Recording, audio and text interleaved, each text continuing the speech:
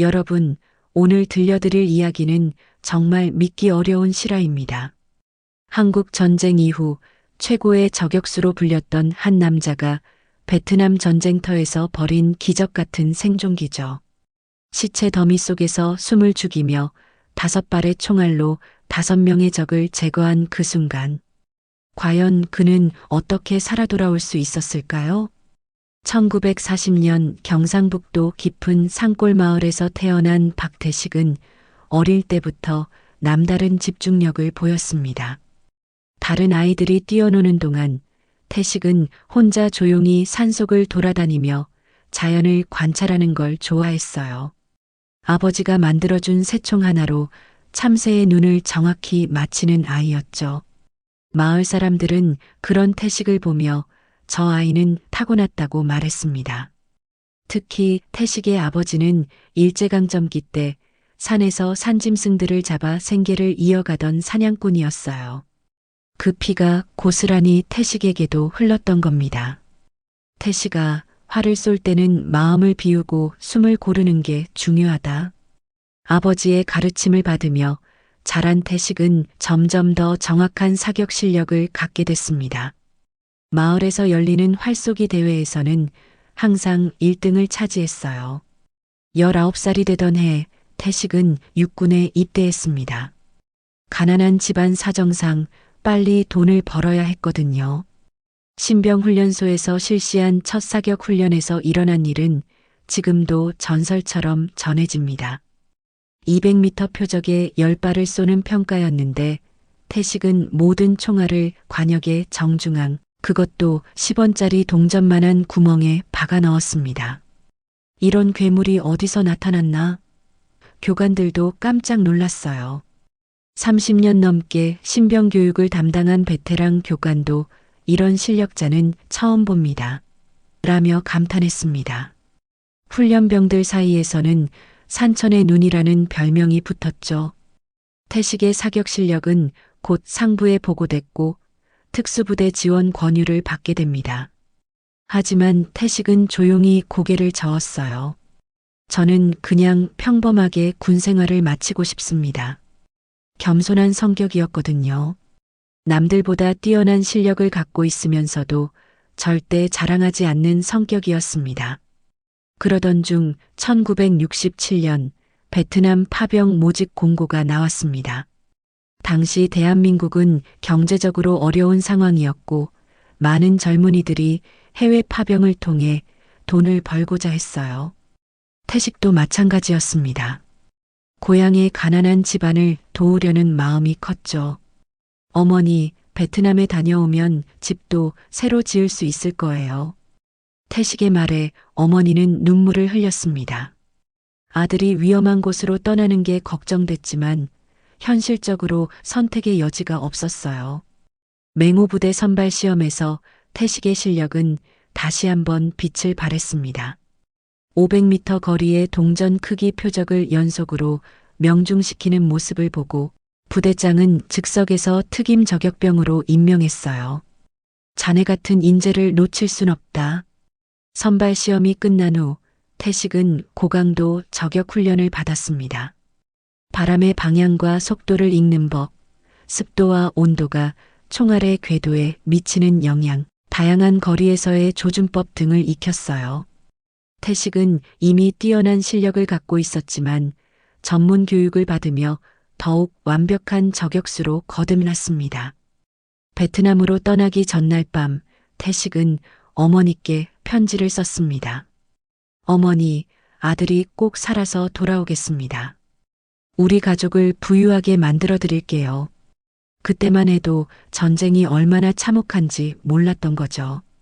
부산항에서 배를 타고 떠나는 날 수많은 가족들이 나와 눈물로 배웅했습니다. 태식도 뒤를 돌아보며 손을 흔들었어요. 언제 다시 볼 수 있을지 모르는 고향이었습니다. 베트남에 도착한 태식은 현지의 무더운 날씨와 정글 환경에 적응해야 했습니다. 습도가 80%를 넘는 찜통더위와 밤낮 없이 들려오는 총성, 언제 어디서 적이 나타날지 모르는 긴장감이 연속됐어요. 하지만 어릴 때부터 산에서 자란 덕분에 다른 병사들보다 빨리 적응할 수 있었습니다. 첫 작전은 게릴라 소탕 임무였습니다. 베트콩들이 민간인으로 위장해 마을에 침투한다는 정보를 입수한 상태였어요. 태식의 첫 사격은 300m 떨어진 나무 위의 저격수를 제거하는 것이었습니다. 망원 조준경 속에서 적의 모습이 선명하게 보였어요. 베트콩 저격수는 아무것도 모른 채 다른 곳을 조준하고 있었습니다. 태식은 천천히 숨을 고르며 방아쇠에 손가락을 걸었어요. 팡! 총성과 함께 적은 나무에서 떨어졌습니다. 그 순간 태식은 알았습니다. 이곳은 훈련소와는 완전히 다른 세계라는 걸요. 살아있는 사람을 죽였다는 현실이 무겁게 다가왔지만 동료들의 생명을 구했다는 사실에 위안을 삼았습니다. 연이어 교량 폭파 작전에서 어모 사격을 맡았습니다.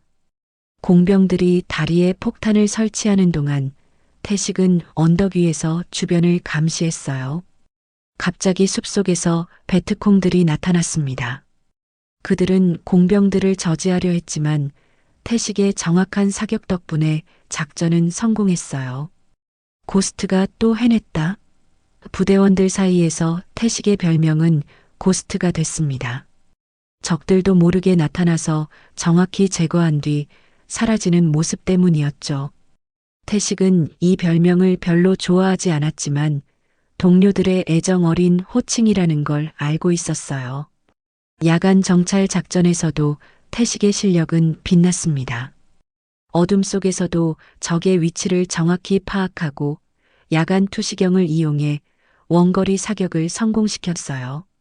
특히 한 번은 매복해 있던 베트콩 기관총 진지를 발견하고 동료들이 접근하기 전에 미리 제거해 큰 피해를 막았습니다. 지금까지 태식이 구한 전우의 수는 이미 30명을 넘어섰습니다. 태식의 정확한 사격은 부대의 든든한 보험이었고 동료들은 그를 믿고 의지했어요. 태식이 있으면 안전하다는 말이 부대 내에서 공공연히 나돌 정도였습니다. 하지만 전쟁은 점점 치열해졌고 베트콩들의 공격도 더욱 조직적이고 치밀해졌습니다. 부대의 임무도 더욱 위험해졌어요. 그리고 마침내 그 운명의 밤이 찾아왔습니다. 1968년 10월 보름달이 뜨던 밤, 태식이 속한 정찰대는 적진 깊숙한 곳에서 매복작전을 수행하고 있었습니다. 15명의 대원이 숲을 속에 숨어 베트콩의 주요 보급로를 감시하고 있었죠. 정보에 따르면 오늘 밤 중요한 무기가 이 길을 통해 운반된다고 했어요. 조용히 해, 누군가 온다. 소대장의 수신호에 모든 대원들이 숨을 죽였습니다. 멀리서 발자국 소리가 들려왔어요. 하지만 예상과 달리 보급부대가 아니라 베트콩 순찰대였습니다. 갑자기 사방에서 총성이 울렸습니다. 베트콩들이 미리 정찰대의 위치를 파악하고 포위했던 거예요. 매복이다. 응전하라. 소대장의 외침과 함께 격렬한 총격전이 벌어졌습니다. 미리 계획된 함정이었던 겁니다. 태식은 즉시 반격했습니다. 조준경을 통해 적들의 위치를 파악하고 차례로 제거해 나갔어요. 하지만 적들의 수가 너무 많았습니다. 사방에서 총알이 빗발쳤고 동료들이 하나둘 쓰러져 갔어요. 아, 으악. 비명소리가 정글 밤 공기를 찢었습니다. 그때였습니다. 태식의 왼쪽 가슴에 뜨거운 무언가가 꽂혔어요. 총알이었습니다. 으악. 비명을 지르며 쓰러진 태식. 뜨거운 피가 입에서 흘러나왔어요. 폐를 관통한 건 아니었지만 갈비뼈가 부러진 것 같았습니다. 의식이 서서히 흐려져 갔어요. 마지막으로 본 것은 최일병이 자신을 끌어안으려는 모습이었습니다. 태식아, 정신 차려. 하지만 태식의 의식은 이미 깜깜한 어둠 속으로 빠져들고 있었어요. 깨어났을 때는 이미 총성이 멈춘 후였습니다. 주변은 무덤처럼 고요했고 태식은 동료들의 시체 사이에 파묻혀 있었어요. 온몸이 쑤시고 아팠지만 다행히 의식은 돌아왔습니다. 천천히 숨을 고르며 상황을 파악했죠. 상처를 확인해 보니 총알은 늑골을 스치고 지나갔고 다행히 내장에는 큰 손상이 없었습니다. 하지만 상당한 출혈이 있었고 움직일 때마다 극심한 통증이 밀려왔어요. 그보다 더 절망적인 건 주변 상황이었습니다. 동료들이 모두 죽어 있었거든요. 동이 트기 시작할 무렵 저 멀리서 발자국 소리가 들렸습니다. 베트콩들이 다시 나타나고 있었어요. 확인 사살을 위해서였죠. 태식은 즉시 죽은 채 했습니다. 온몸의 근육을 완전히 이완시키고 숨을 최대한 얕게 쉬었어요. 심지어 심장 박동 소리까지 조절하려 노력했습니다. 다 죽었나? 베트콩 병사의 목소리가 들렸어요. 그들은 시체들 사이를 걸어다니며 하나하나 확인하고 있었습니다. 태식은 완전히 시체처럼 굳어 있었어요. 눈을 살짝 뜨고 상황을 관찰했지만 전혀 움직이지 않았습니다. 빵! 첫 번째 총성이 울렸습니다. 태식 바로 옆에 동료 머리에 총알이 박혔어요. 뜨거운 피와 뇌조직이 태식의 얼굴에 튀었지만 그는 꿈쩍도 하지 않았습니다. 공포와 분노가 동시에 치밀어 올랐지만 이성적으로 참았어요. 지금 움직이면 죽는다는 걸 알고 있었거든요. 빵! 두 번째 총성. 빵! 세 번째 총성. 베트콩 병사는 시체들을 하나씩 확인해가며 총을 쐈습니다. 완전히 죽었는지 확인하는 잔인한 의식이었어요. 태식의 심장은 터질 것처럼 뛰었지만 겉으로는 전혀 표현하지 않았습니다. 마침내 태식의 차례가 왔어요. 베트콩 병사가 다가와 태식의 몸을 발로 차봤습니다. 태식은 마네킹처럼 흔들렸을 뿐 아무 반응을 보이지 않았어요. 병사는 총구를 태식의 관자놀이에 대었습니다. 그 순간 태식의 머릿속에는 온갖 생각이 스쳐 지나갔어요.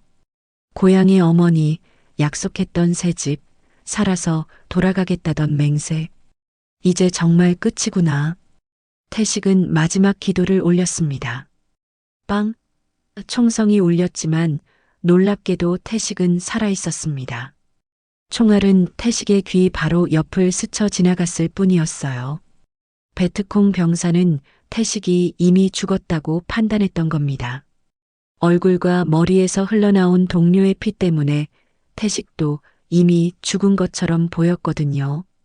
병사들이 멀어져 갔습니다. 태식은 조금 더 기다렸어요. 혹시 누군가 숨어서 감시하고 있을지 모르니까요. 1시간 정도 더 죽은 채 누워 있었습니다.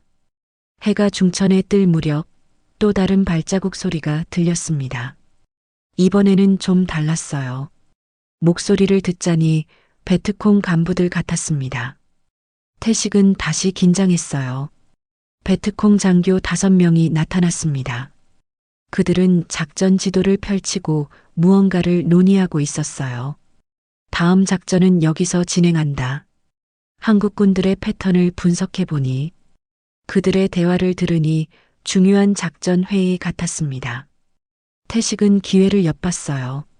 저 장교들만 제거하면 베트콩의 작전에 큰 타격을 줄 수 있을 텐데. 하지만 움직일 수 없었습니다. 조금이라도 움직이면 들킬 수 있었거든요. 그때였습니다. 바로 옆에서 거의 들리지 않을 정도로 작은 속삭임이 들렸어요. 태식아, 살아있나? 놀랍게도 최일병의 목소리였습니다. 태식은 깜짝 놀랐지만 티를 내지 않았어요. 지금 쏘면 우린 다 죽어. 포탄 소리를 기다려. 최일병이 계속 속삭였습니다. 그 역시 죽은 척하고 있었던 거죠. 태식은 눈을 살짝 움직여 최일병을 봤어요. 그의 얼굴도 피투성이었지만 눈은 살아있었습니다. 두 사람은 눈빛으로만 의사소통했습니다. 태식은 천천히 정말 조심스럽게 소총에 손을 뻗었어요. 다행히 총은 바로 옆에 있었습니다. 베트콩 장교들은 태식으로부터 불과 30m밖에 떨어져 있지 않았어요. 절호의 기회였지만 동시에 최대의 위험이기도 했습니다.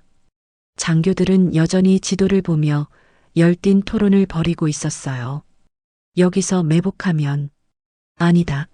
이쪽이 더 유리하다. 태식은 그들의 대화를 들으며 조준점을 정했습니다. 가장 계급이 높아 보이는 장교부터 제거하기로 했어요. 쿵! 저 멀리서 포탄이 떨어지는 소리가 들렸습니다. 미군의 포격이 시작된 것 같았어요.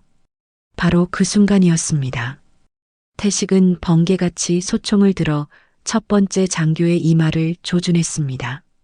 포탄 소리에 묻혀 총성은 들리지 않을 거였어요. 태식의 손가락이 방아쇠에 걸렸습니다.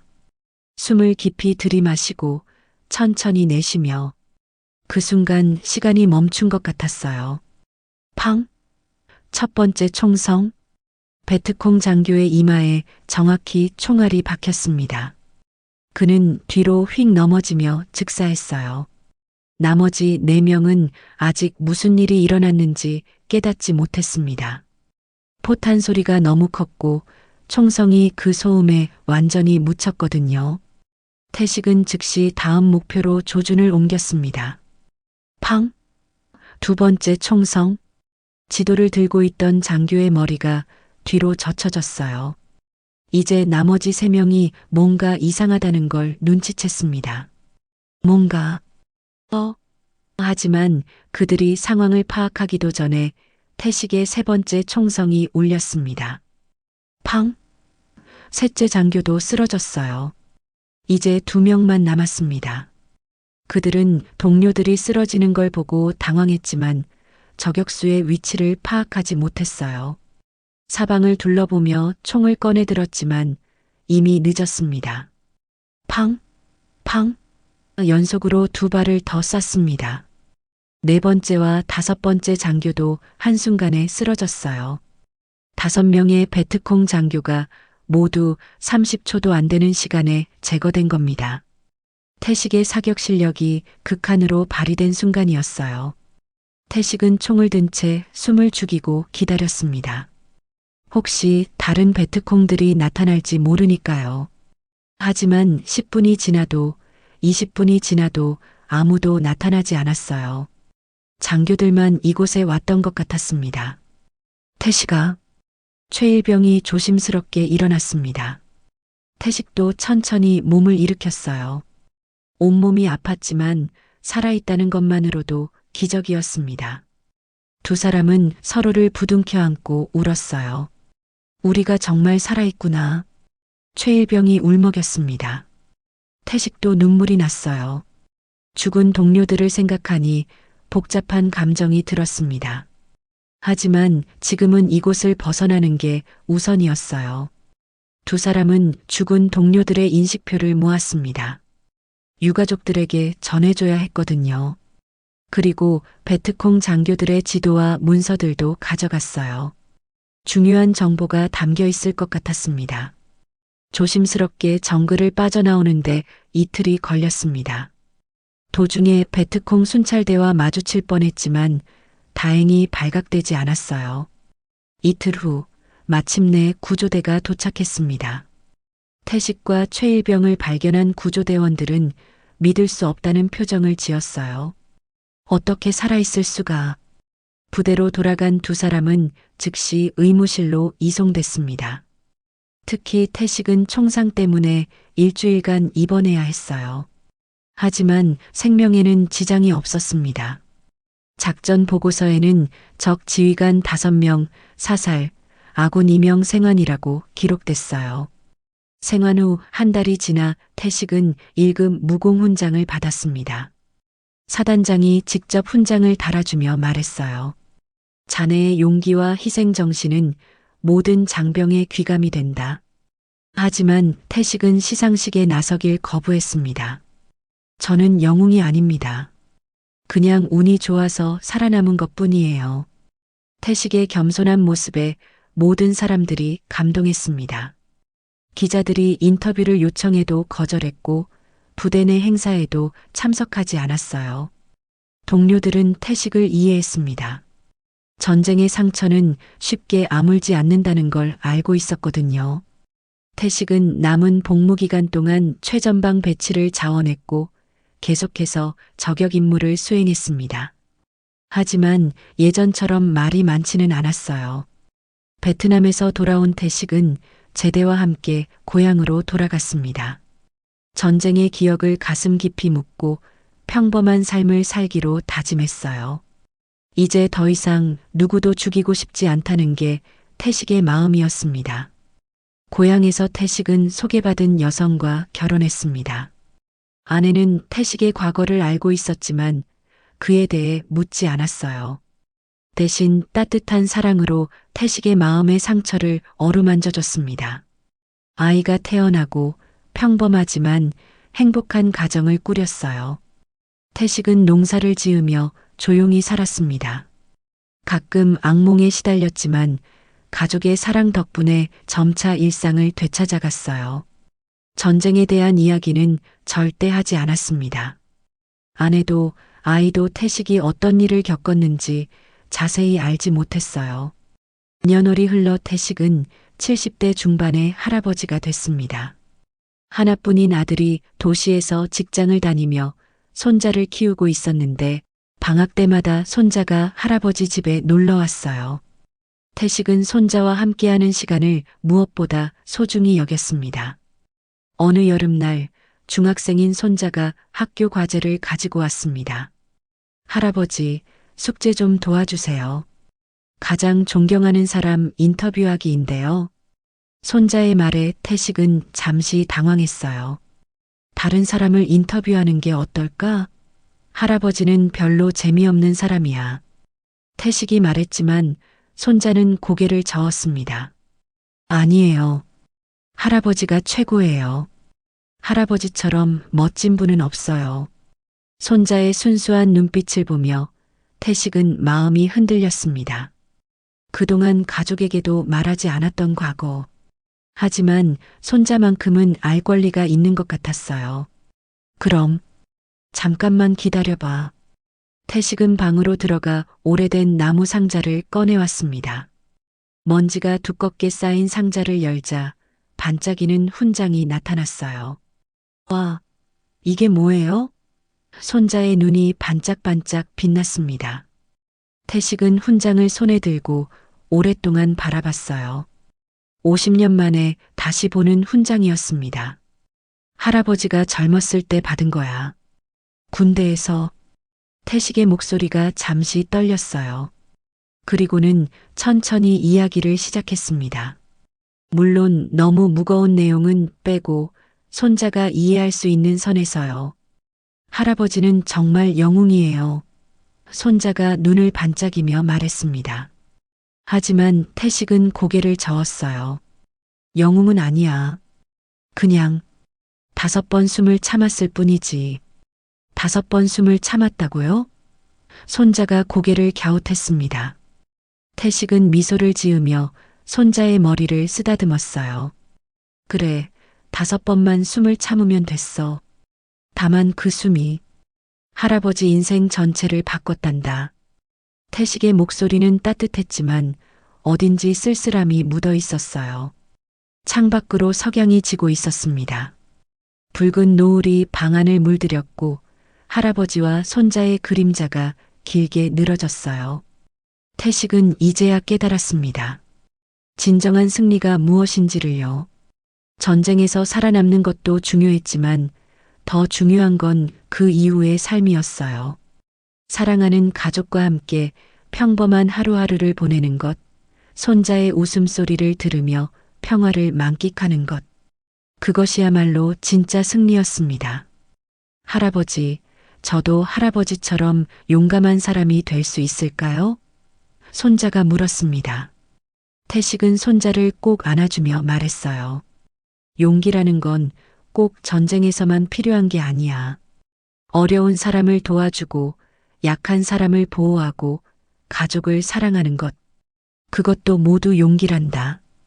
그날 밤 태식은 오랜만에 편안한 잠에 들었습니다. 더 이상 전쟁의 악몽은 찾아오지 않았어요. 대신 손자의 맑은 웃음소리가 꿈속에서 들려왔습니다. 마을 사람들은 태식을 평범한 농부 할아버지로만 알고 있었습니다. 그가 베트남에서 어떤 일을 겪었는지, 얼마나 많은 동료들을 구했는지 아무도 몰랐어요. 하지만 그것도 태식에게는 중요하지 않았습니다. 중요한 건 지금 여기서 사랑하는 가족과 함께하는 평범한 일상이었거든요. 그것이 바로 태식이 목숨을 걸고 지키려 했던 것들이었습니다. 훈장은 다시 나무 상자 속으로 들어갔습니다. 하지만 이제 더 이상 무거운 짐이 아니었어요. 과거의 아픈 기억이 아니라 현재의 평화로운 삶을 가능하게 해준 소중한 증표였으니까요. 다음 날 아침 태식은 손자와 함께 텃밭에 나갔습니다. 할아버지, 오늘은 뭘 심어요? 고추를 심어보자. 내가 좋아하는 매운 고추 말이야. 할아버지와 손자는 함께 웃으며 씨앗을 심었어요. 그렇게 태식의 새로운 하루가 시작됐습니다. 전쟁의 상처는 아물었고 평화의 씨앗이 새롭게 자라나고 있었어요.